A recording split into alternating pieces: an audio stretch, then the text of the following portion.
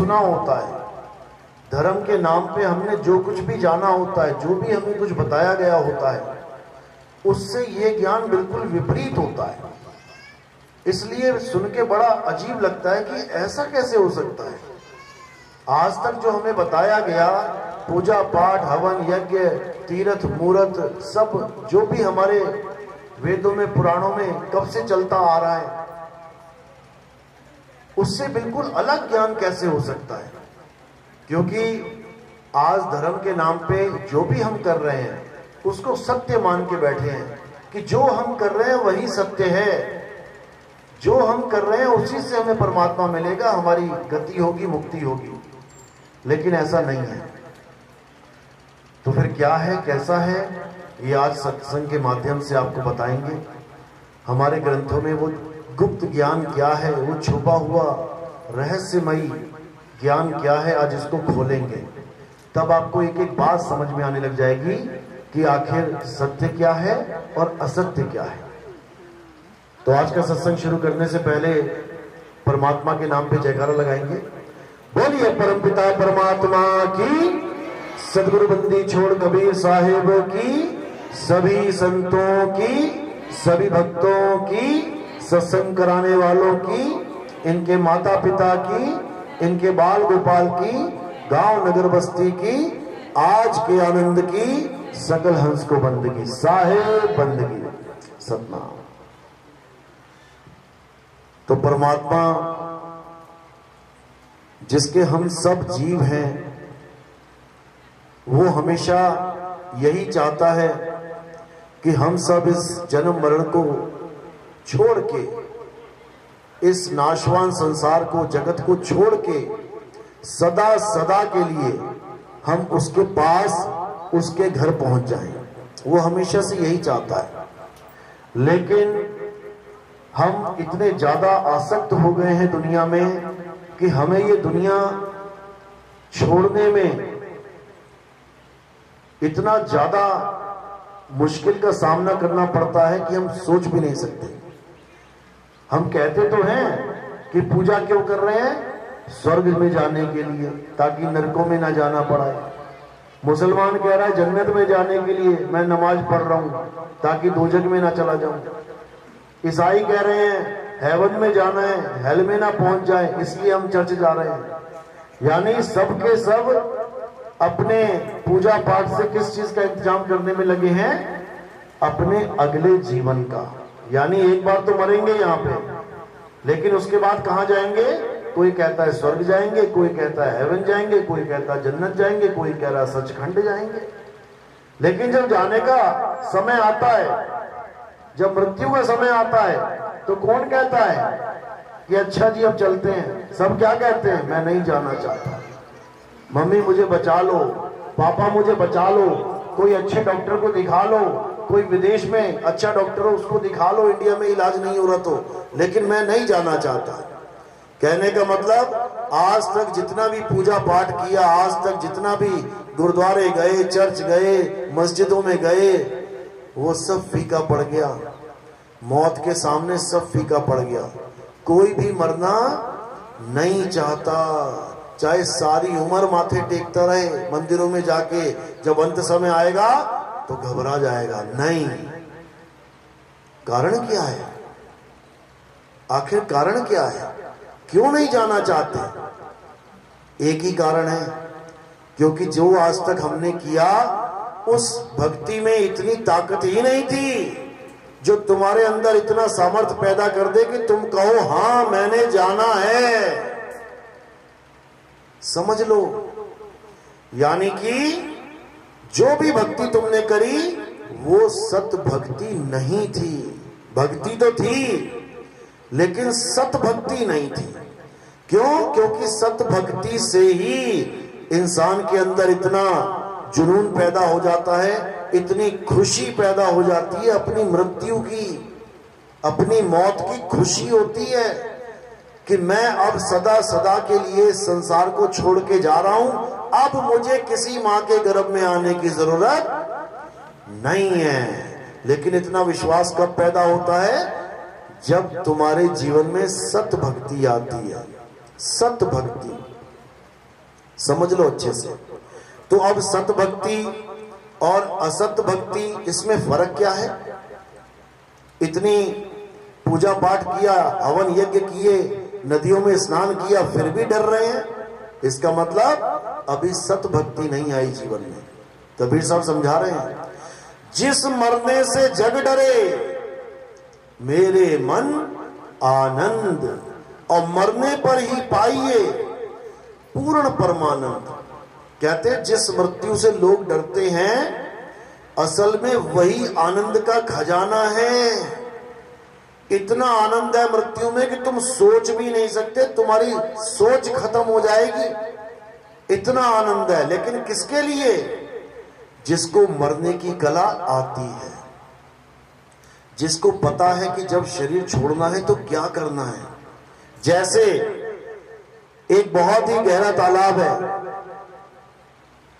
बहुत गहरा। अब गहराई इतनी है कि अच्छे से अच्छा बंदा डरे। 60 साल का बाबा भी पानी में जाए तो वो भी डरे। लेकिन उसी गहरे तालाब में एक 10 साल का बच्चा इतनी खुशी मना रहा है नहाने के बाद। मां कह रही है निकला बाहर, नहीं मम्मी अभी 1 घंटा और, अरे आजा, अरे नहीं अभी 1 घंटा और। वही गहराई, वही पानी बच्चे के लिए भी बराबर है और उस बूढ़े के लिए भी बराबर है। लेकिन बूढ़ा डर रहा है और बच्चा आनंदित हो रहा है, मजे कर रहा है। क्यों? कारण क्या है? जो गहराई बूढ़े को डरा रही है 60 साल के, वो बच्चे को खुशी दे रही है। कारण क्या है? कारण बस इतना है कि बच्चे को तैरना आता है और बूढ़े को तैरना नहीं आता। जिसे तैरना नहीं आता, अगर वो गहरे पानी में जाएगा तो डरेगा, बचाव बचाव करेगा। और जिसको पानी में तैरना आता है, उसके लिए गहराई कोई मायने रखती ही नहीं है, क्योंकि वो तो ऊपर ऊपर तैरेगा। उसको क्या लेना कि ये 10 फुट का है या 10,000 फुट का है, उसको तो ऊपर ऊपर तैरना है। तो इसी प्रकार मौत, मृत्यु सबकी आनी है, लेकिन मृत्यु डराती किसे है? मृत्यु तड़पाती किसे है? जिसे मरना नहीं आता। और मृत्यु आनंद किसे देती है? जिसने अपने गुरु से मरना सीख लिया है, उसको ये डरा नहीं सकती। तो कबीर साहब क्या कह रहे हैं? कह रहे हैं मरता मरता जग मुआ, और मरना जाने ना कोई, ऐसी मरनी जो मरे और बहुर ना मरना होए। कह रहे मरता मरता जग मुआ। तब समझ में आता है कि कितना आसान था कहना कि आएगी तो देखी जाएगी, और जब आ गई है अब हालत खराब हो गई है। यही साहिब समझा रहे हैं कि इससे पहले कि तुम्हारी मृत्यु तुम्हारे सिर पे आके नाचे, तुमने क्या करना है? तुमने मरने की कला सीख लेनी है, जिसे आर्ट ऑफ डेथ कहते हैं। अगर तुमने वो मरने की कला सीख ली तो मौत तुम्हारा कुछ नहीं बिगाड़ सकती। तुम कभी मर ही नहीं सकते, अमर हो जाओगे तुम। अमर तो अभी भी हो, लेकिन भूले बैठे हो, अपने आप को भूले बैठे हो कि तुम अमर हो। तुम्हें बचपन से ही पढ़ा दिया गया है कि बेटा तेरी डेट ऑफ बर्थ इतनी है और एक दिन तेरी मृत्यु हो जाएगी, वो दिन तेरी एक्सपायरी डेट हो जाएगी। ये महा झूठ है। इस संसार में अगर कोई झूठ है तो यही है कि तुम पैदा हुए और एक दिन तुम मर जाओगे। जबकि सत्य क्या है? ना तो तुम कभी पैदा हुए और ना ही तुम कभी मरोगे। किसी की ताकत नहीं है जो तुम्हें मार दे, क्योंकि तुम शरीर नहीं, एक आत्मा हो। तुम शरीर नहीं हो जो तुम सोचो कि मैं लड़का, मैं लड़की, मैं हाथी, मैं घोड़ा, मैं बिल्ली, मैं बकरी। जो शरीर तुम धारण कर लेते हो, तुम्हें वैसा ही आभास होने लग जाता है कि मैं ये शरीर हूं। जबकि सत्य क्या है? तुम एक आत्मा हो, तुम मालिक के अविनाशी जीव हो। गाते भी हैं, ईश्वर अंश जीव अविनाशी। अविनाशी का मतलब ये नहीं होता कि तुम पैदा हो जाओ और एक दिन मर जाओगे। अविनाशी का मतलब है जिसका कोई विनाश कर ही ना सके। लेकिन दुख के साथ कहना पड़ रहा है कि जो अविनाशी है वही चीख चीख के कहता है मैं मरना नहीं चाहता, मैं मरना। अरे तू चाहेगा भी तब भी नहीं मर सकता, क्योंकि तू अविनाशी है। बस तुम अपने आप को भूले बैठे हो। अब सतगुरु क्या करता है? सतगुरु तुम्हें याद दिलाता है कि बेटा तू अविनाशी है, तू ये मरने जन्मने के चक्कर में मत पड़। तो ये कब ज्ञान होता है? जब हमारे जीवन में कोई सतगुरु आता है। अब सतगुरु बोलते ही क्या समझ में आया कि गुरु तो वो है, लेकिन सत आगे लगा हुआ है, तो क्या बन गया? सतगुरु। सतगुरु यानी जो सच्चा गुरु है। अब सच्चा गुरु बोला है तो कोई बढ़िया झूठा गुरु भी होगा। जब सतगुरु बोला है तो असतगुरु भी होगा। बिल्कुल है, बिल्कुल है। भरा पड़ा है संसार सतगुरु से। बस तुमने पहचानना है कि सतगुरु कौन होता है और असत गुरु कौन होता है। असत गुरु का मतलब ये नहीं कि वो तुम्हें चोरी करना सिखाएगा। असत गुरु का मतलब ये नहीं कि वो तुम्हें गालियां देना सिखाएगा, वो तुम्हें जुआ या व्यभिचार करना सिखाएगा। असत गुरु और सतगुरु में क्या फर्क है? अच्छे से समझ लो। असत गुरु वो होता है जो तुम्हें भक्ति तो देता है, लेकिन असत्य भक्ति देता है। असत्य भक्ति यानी झूठी भक्ति। भक्ति तो करवाएगा लेकिन झूठी दीक्षा देगा। अब ये क्या होता है झूठी दीक्षा? ये क्या होता है झूठी भक्ति? इसको समझ लो अच्छे से। दो प्रकार की भक्तियां हैं, एक सत्य भक्ति, एक असत्य भक्ति। सत्य भक्ति क्या है? जब हम सत्य की भक्ति करते हैं। अध्याय 2 24वां श्लोक 16वां श्लोक पढ़ो, क्या कह रहा है? हे अर्जुन, इस दुनिया में दो प्रकार के तत्व हैं, एक असत्य तत्व और एक सत्य तत्व। असत्य तत्व वो होता है जो जन्मता और मर जाता है, और सत्य तत्व क्या होता है? जो ना कभी जन्मता है और ना कभी मरता है। असत्य क्या होता है? जो पल पल बदलता है, सदा एक सा नहीं रहता। सत्य क्या होता है? जो कभी नहीं बदलता, सदा एक सा रहता है।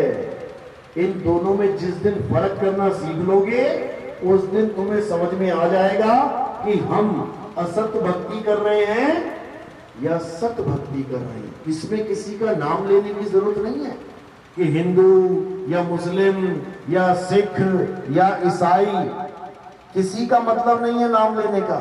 इसमें दो ही चीजें हैं, सत्य और असत्य, और वो सबके लिए एक है, वो सबके लिए अलग अलग नहीं है। आग सबको आग लगा देगी ना, सब जल जाएंगे। हिंदू जलेंगे या मुस्लिम, सिख या ईसाई, सारे ही जल जाएंगे आग में। पानी गला गीला करता है, किसका करता है? हिंदुओं का, मुस्लिम का, सिख का या ईसाई का? चारों का। हवा सब ले रहे हैं, आकाश के नीचे सब खड़े हैं, धरती के ऊपर सब रह रहे हैं। यानी ये तत्व हर इंसान को एक जैसा अनुभव करवाता है, एक जैसी सुविधा देता है। तो एक है असत्य तत्व जो सबके लिए असत्य है, हिंदू मुस्लिम सिख ईसाई सबके लिए। और वो क्या है? जो जन्मता और मर जाता है, वो असत्य है। यानी ये शरीर असत्य है, जन्मता भी है और एक दिन मर भी जाता है। ये पल पल बदलता भी है। तुम रोज अपनी फोटो खींचना शुरू करो, तुम रोज अपनी शक्ल शीशे में देखो, तुम फर्क नहीं कर पाओगे रोज कि कितना बदल रहे हो, लेकिन जब 10 साल लगातार फोटो खींचते रहे तो पहली फोटो और आखिरी फोटो को जब मिला के देखोगे तो तुम्हें जमीन आसमान का अंतर दिखाई देगा। क्यों? क्योंकि ये माया इतनी प्रबल है कि तुम्हें आभास तक नहीं होने देती कि तुम रोज बदल रहे हो, थोड़ा थोड़ा थोड़ा थोड़ा रोज बदल रहे हो। और जब बहुत ज्यादा बदल जाते हो तब पहली फोटो और आखिरी फोटो में अंतर तुम्हें स्पष्ट समझ में आने लग जाता है।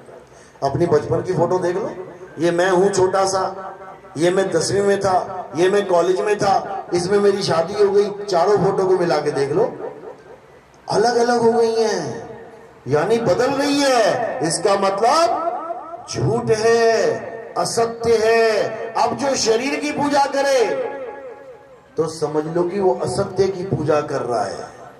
शरीर इज इक्वल टू असत्य है। अब किसका शरीर असत्य? सबका शरीर असत्य है। अगर कोई किसी के शरीर को भगवान मान के पूज रहा है, नाम नहीं लेंगे किसी का भी लगा लो, अगर तुम किसी भी शरीर को भगवान मान के पूज रहे हो तो वो असत्य की पूजा है, क्योंकि वो पल पल बदल रहा है। वो आया संसार में और चला गया, तो ये असत्य है। अब मंदिर, मस्जिद, गुरुद्वारे, चर्च, इन बिल्डिंगों से लोग प्रेम करते हैं। देखो बदल रही है कि नहीं। पहला दिन नींव खोदी गई, फोटो खींच लो। दूसरे दिन नींव भरी गई, फोटो खींच लो। उसके बाद 1 फुट, 2 फुट, 3 फुट, 4 फुट करते करते रोज फोटो खींचते रहो। देखो रोज तुम्हें बदलाव नजर आएगा फोटो में। इसका मतलब जो चीज बदल रही है वो माया है, असत्य है। अब कोई पेड़ पौधे ले लो जिनकी पूजा करते हैं, कोई पीपल की पूजा करता है, कोई तुलसी को भगवान मान के पूजा करता है। देखो आज हरी है, थोड़े दिनों में सूख गई, पीली पड़ गए पत्ते, बदल गया। और जो बदल जाए वो क्या है? माया है। यानी तुम सारी उम्र माया की ही पूजा कर रहे हो। अभी तक तुम्हें यही नहीं पता लग पाया कि आखिर सत्य है क्या, तो उसकी पूजा कहां से करोगे? कहीं गुरुद्वारे नहीं जाते हम, चर्च नहीं जाते हम, कहीं नहीं जाते हम, बाहरमुखी साधना नहीं करते हैं, तो फिर क्या करते हो? हम अंतर्मुखी साधना करते हैं। अच्छा, बहुत अच्छी बात है। तो कैसे करते हो अंतर्मुखी साधना? हम नाम जपते हैं। अब कईयों को लगता है कि नाम जपना तो सत्य होगा। क्यों? क्योंकि बोला जाता है एक तू सच्चा, तेरा नाम सच्चा। बोलने में भी आता है कि एक परमात्मा सच्चा है और परमात्मा का नाम सच्चा है, इसलिए जो भी नाम जिसको मिलता है पकड़ के जपने लग जाता है। हिंदू है तो राम राम राम राम राम राम राम राम, मुसलमान है तो अल्लाह अल्लाह वाहिगुरु, सिख है तो वाहिगुरु वाहिगुरु, ईसाई है तो गॉड गॉड, यहोवा यहोवा। यानी जिसको जो भी नाम मिला पकड़ के रखने लग गया। क्यों? क्योंकि वो ये सोच रहा है कि जैसे परमात्मा सत्य है वैसे ही नाम भी सत्य है, जबकि ऐसा नहीं है। ये नाम सत्य है या नहीं कैसे पता लगेगा?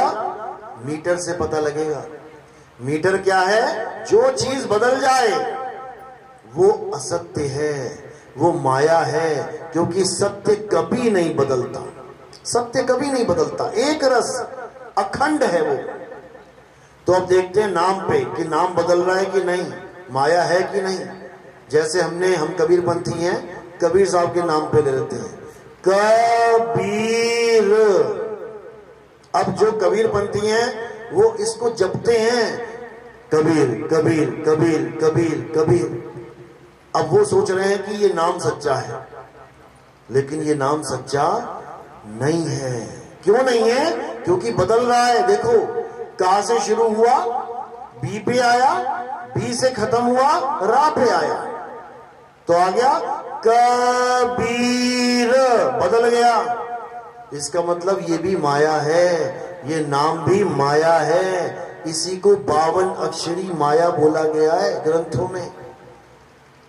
ये 52 अक्षरी माया है। जैसे ज्योत निरंजन माया है, ओंकार माया है, रारंकार माया है, सोहम माया है, सतनाम माया है। ये माया के नाम लेके बैठे हैं, क्योंकि जो बदले सो माया। अब माया बदलती है, लेकिन जो सत्य है वो कभी नहीं बदलता। कुछ लोग इन अक्षरों को भी माया कह देते हैं और कहते हैं कि जो असली नाम है वो शब्द है। बहुत अच्छी बात है अगर इतनी बात करते हैं तो, लेकिन देखो माया ने कैसा जकड़ लिया उनको भी। वो एक शब्द की नहीं, वो 5 शब्द की बात करते हैं कि परमात्मा का नाम क्या है।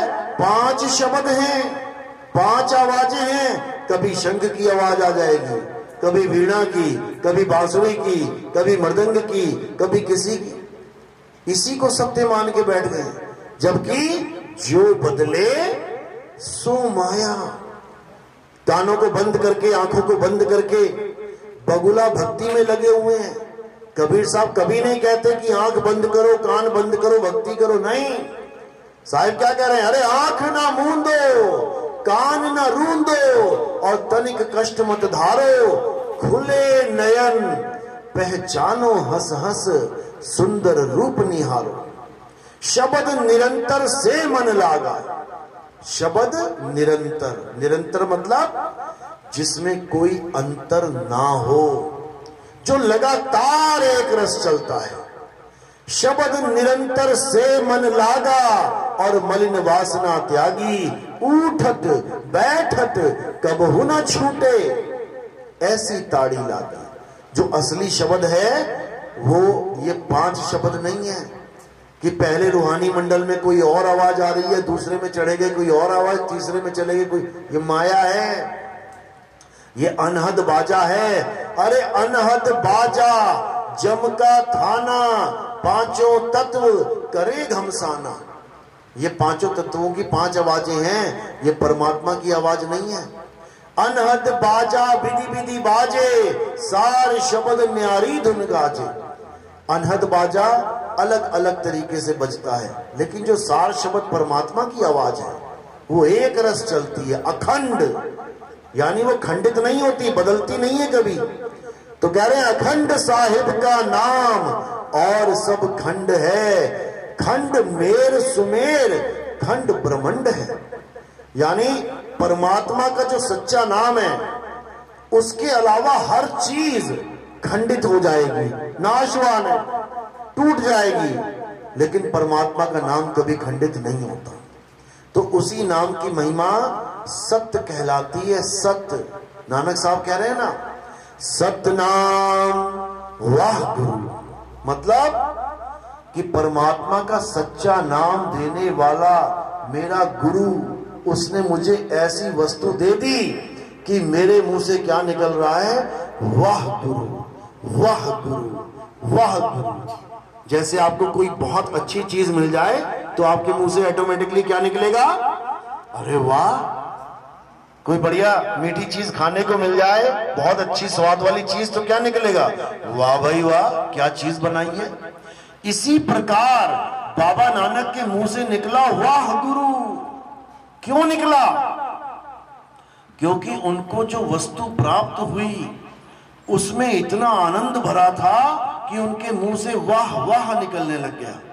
लेकिन लोगों ने क्या सोचा कि शायद ये मालिक का नाम जप रहे हैं, तो वो बिना उस वस्तु को प्राप्त किए वाह गुरु करने लग गए।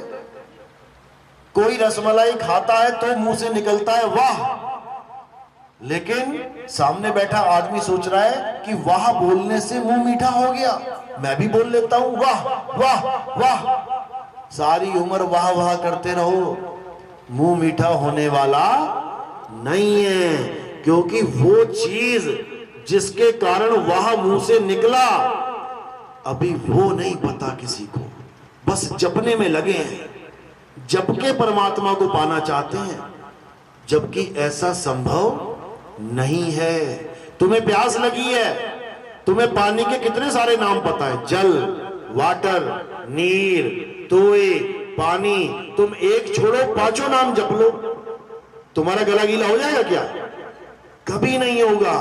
जब तुम्हारी बुद्धि यहां पर विवेक जागृत कर रही है कि नाम जपने से गला गीला नहीं होगा, भोजन नाम जपने से खाना नहीं मिलेगा, धन पैसा जपने से पैसा नहीं मिलेगा, तो तुम्हारी बुद्धि वहां क्यों सो जाती है जहां पर ये लोग कहते हैं कि नाम जपने से भगवान मिल जाएगा। यहां पे तुम धोखे में आ जाते हो, यहां तुम्हारे साथ धोखा हो जाता है, यहां तुम्हें मूर्ख बना देती है ये माया, और तुम्हें सारी उम्र नाम जपवाती रहती है। तुम सारी उम्र राम राम राधे राधे जपते रहते हो, तुम सारी उम्र वाहेगुरु वाहेगुरु जपते रहते हो, तुम सारी उम्र अल्लाह अल्लाह जपते रहते हो, जबकि परमात्मा नाम जपने से कभी नहीं मिलता। कबीर साहब वाणी में समझा रहे हैं, मोको कहां ढूंढे रे बंदे, मैं तो तेरे पास में। बिल्कुल हमारे पास है परमात्मा। कितना पास है? जिसको कहते हैं अंग संग, सुना भी होगा आपने। परमात्मा हमारे अंग संग है। अंग संग मतलब ये माला मेरे अंग संग है, यानी मेरे अंग के साथ लगी हुई है, ये कपड़े मेरे अंग संग हैं। इतना पास है परमात्मा, लेकिन हमें उसका आभास नहीं है, हमें उसका पता नहीं है, इसलिए हमें जैसा कोई कहता है वैसा करने लग जाते हैं। कोई नया बाबा आ गया टीवी में यूट्यूब में, बोलेगा बेटा परमात्मा चाहते हो? हाँ गुरुजी, राधे राधे जपो। तुम सारी उम्र तुम्हें राधे राधे जपवा देगा। क्यों जपवा देगा? क्योंकि उसको पता ही नहीं है कि नाम जपने से परमात्मा नहीं मिलता, नहीं मिलता। मुझको कहां ढूंढे रे बंदे, मैं तो तेरे पास में। ना मंदिर में, ना मस्जिद में, ना काबे कैलाश में, ना मैं जप में, ना मैं तप में, ना एकांत निवास में। क्या कह रहे हैं कबीर साहब? कह रहे ना मैं जप में। भूल जाओ कि जपने से तुम्हें परमात्मा मिलेगा, कभी नहीं मिल सकता, लेकिन कुछ तो मिलेगा, बिल्कुल मिलेगा। क्या मिलेगा? तुम्हारा मन शांत होने लग जाएगा कुछ देर के लिए। नाम जपोगे, थोड़ी शांति मिलेगी, दुनियादारी से ध्यान हटेगा, उसके बाद फिर उसी में दौड़ जाएगा। थोड़ी देर की शांति को ये लोग परमात्मा की प्राप्ति मान बैठे हैं। समझ लो, नाम जपने से और क्या होगा? तुम शून्य अवस्था में चले जाओगे, यानी तुम इस बॉडी से ध्यान हटा के शून्य में चले जाओगे। शून्य मतलब जहां पे कुछ नहीं है, साइलेंस, वहां कुछ भी नहीं है, शून्य में चले गए तुम। उससे क्या हो गया? कुछ भी नहीं हुआ। पाना था परमात्मा को और चले गए शून्य में, कुछ भी नहीं हुआ। यानी कि आम का पेड़ और बबूल का पेड़ दोनों पेड़ कहलाते हैं। आम के पेड़ से तुम्हें मीठे मीठे आम मिलते हैं, लेकिन बबूल के पेड़ से भी कुछ ना कुछ तो मिलता होगा। क्या मिलता है? तुम्हें दातुन मिलती है करने के लिए, और थोड़ी सी छांव मिल जाती है। तो जो लोग आम प्राप्त नहीं कर पाए, वो बबूल की दातुन और बबूल की छाया से संतुष्ट हो गए कि हमें तो दातुन मिल गई, हमें तो छाया मिल गई, हमें और कुछ नहीं चाहिए। मेरे भाई, परमात्मा उस आम के वृक्ष के समान है जो तुम्हें मीठे मीठे फल देगा, और दातुन कड़वी है। दोनों में भेद है। सत भक्ति में तुम्हें आनंद आएगा, और झूठी भक्ति में तुम्हारी हालत खराब होगी अंत में। तो इसी को समझना है। नाम जपना सबसे बड़ा बंधन है परमात्मा ना मिलने का, सबसे बड़ा कारण है परमात्मा को ना पाने का। जो लोग नाम जपते हैं वो कभी जीवन में परमात्मा नहीं पा सकते। तो फिर क्या करें? नाम जपना छोड़ दें? बिल्कुल छोड़ दो, बिल्कुल छोड़ दो। हिंदू है तो राम राम जपना छोड़ दे, मुस्लिम है तो अल्लाहु अल्लाहु जपना छोड़ दे, सिख भाई है तो वाहिगुरु वाहिगुरु जपना छोड़ दे, ईसाई है तो हालेलुया जपना छोड़ दे। तो करें क्या? ग्रंथों में ही लिखा है जो करना है। गीता में क्या लिखा है? हे अर्जुन, इस दुनिया में केवल एक सत्य है, और वो आत्मा है। आत्मा को ना तो कोई पैदा कर सकता है, ना ही आत्मा का कोई नाश कर सकता है। आत्मा को कोई शस्त्र छू नहीं सकता, काट नहीं सकता। आत्मा को अग्नि जला नहीं सकती, आत्मा को पानी भिगो नहीं सकता, आत्मा को वायु सुखा नहीं सकती। तो क्या है सत्य? आत्मा सत्य है। शरीर को काट भी सकते हैं, जला भी सकते हैं, बुझा भी सकते हैं, गला भी सकते हैं, सब कुछ कर सकते हैं। तो शरीर नाशवान है, असत्य है, आत्मा सत्य है। तो क्या लिखा है गीता में? अध्याय 3 17वां श्लोक क्या कह रहे हैं? हे अर्जुन, जो अपनी आत्मा में रमण करता है, जो अपनी आत्मा में तृप्त है, जो अपनी आत्मा में संतुष्ट है, उसके लिए कोई धार्मिक कर्म कर्तव्य लागू ही नहीं होता। यानी वो हिंदू है तो उसे कोई जरूरत नहीं मंदिर जाने की, वो मुसलमान है उसे कोई जरूरत ही नहीं मस्जिद जाने की, वो सिख है उसे कोई जरूरत नहीं गुरुद्वारे जाने की, वो ईसाई है उसे कोई जरूरत नहीं चर्च जाने की। कब? जब वो अपनी आत्मा में रमण करना सीख ले। अध्याय 3 17वां श्लोक यही समझा रहा है। लेकिन हमें आत्मा में रमण करना तो आता नहीं। वो वृंदावन में एक मंदिर बना दिया रमण रेती, उसमें जाके गोल मटोल ऐसे घूम रहे हैं रेत में। अरे रेत में ही घूमना है तो 84 लाख योनियां पड़ी हुई हैं, चले जाओ उसमें। कुत्ता बिल्ली बकरा हाथी घोड़ा रेत में ही तो घूम रहे हैं सारे। रेत में सो जाते हैं, रेत से ही उठते हैं, फिर रेत में सो जाते हैं मिट्टी में। हम इंसान हैं। ये इंसान जन्म बड़ी मुश्किल से मिला है। ये रेत में लौटने के लिए नहीं मिला है, ये आत्मा में समाने के लिए मिला है। हे अर्जुन, जो अपनी आत्मा में दृढ़ हो जाते हैं, जो अपनी आत्मा में अचल हो जाते हैं, उनके जन्म मरण के बंधन टूट जाते हैं, उनको कोई जरूरत नहीं है। अब गुरु ग्रंथ साहब में क्या लिखा है? उसमें ये नहीं लिखा है कि तुम वाहिगुरु वाहिगुरु करो। उसमें क्या लिखा है? उसमें लिखा है आत्म देव पूजिए, गुरु के सहज सुभाए। यानी अगर तुम सच में गुरु की शरण में आ गए हो तो तुम्हें वो आत्मा की पूजा करना सिखाएगा, शरीरों की पूजा करना छुड़वाएगा। वो तुम्हें आत्मा का नाम बताएगा, वो तुम्हें 52 अक्षरी नाम यानी इंसानों के द्वारा बनाए गए हिंदी पंजाबी उर्दू फारसी अरबी के नाम छुड़वाएगा। छोड़ दो ये अपनी अपनी भाषाओं के नाम। इन नामों की वजह से ही तुम अलग अलग हो गए हो। परमात्मा एक, उसके सारे जीव, फिर भी अलग अलग होके बैठे हो। क्यों? कारण क्या है? ये अक्षर, मैं हिंदू हूं, मैं मुसलमान हूं, मैं सिख हूं, मैं ईसाई हूं, कैसे हो गए अलग अलग? अक्षरों की वजह से। अक्षरों की वजह से। किसने बनाए ये अक्षर? ये आदि मानव ने बनाए हैं। कौन होता है आदि मानव? जो जानवर की तरह रहता है जमीन पे, कपड़े नहीं है पहनने को, नंगा घूम रहा है, खाने को कोई फल फ्रूट नहीं है उगाने को, जो जंगल में मिल गया खाना पड़ रहा है, खेती बाड़ी का कोई ऑप्शन नहीं है, मकान दुकान नहीं है उसके पास, कोई भाषा नहीं बोलता, जानवरों की तरह आ ऊ कर रहा है, इशारे करता है जैसे कुत्ता रो रहा है, बिल्ली म्याऊ म्याऊ कर रही है। उसके पास कुछ भी नहीं है, खाली हाथ बेचारा पैदा हो गया है। धीरे धीरे धीरे समय बीता, उसने पत्थर से पत्थर टकरा के आग की खोज कर ली। किसने करी आग की खोज? आदि मानव ने। खोज तो कर ली, आग तो प्रकट कर दी, लेकिन अभी उसका नाम नहीं जानता इसका नाम क्या है, क्योंकि उसका नामकरण किया ही नहीं है। क्यों नहीं किया? क्योंकि अक्षर ही नहीं है। बिना अक्षरों के जीवन बिताता है। जैसे गाय भैंस बकरी हाथी घोड़ा बिना नाम रखे एक दूसरे का, बिना नाम जाने सारा जीवन बिता के चले जाते हैं। ऐसे आदि मानव का जीवन था। धीरे धीरे इसकी बुद्धि विकसित हुई, फिर इसने क्या किया? इसने अक्षरों की खोज करी। आग की खोज कैसे करी? दो पत्थरों को टकराने से। अक्षरों की खोज कैसे करी?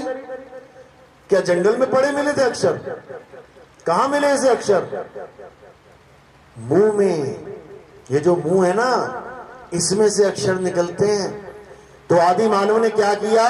जो जो आवाज उसके मुंह से निकली उसने उसको लिपिबद्ध कर दिया, लिख लिया, उसको एक